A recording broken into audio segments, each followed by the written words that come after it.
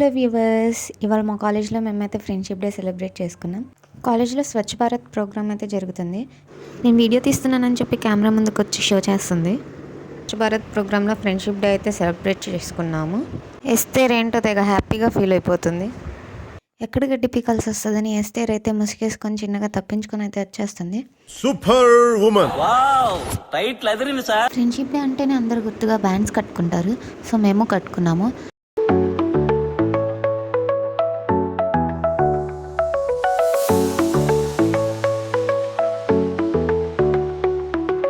నాకు తెలిసి ప్రతి బ్యాచ్లో ఇలాంటి తూల పనులు చేసే వాళ్ళు కన్ఫామ్గా ఉంటారు.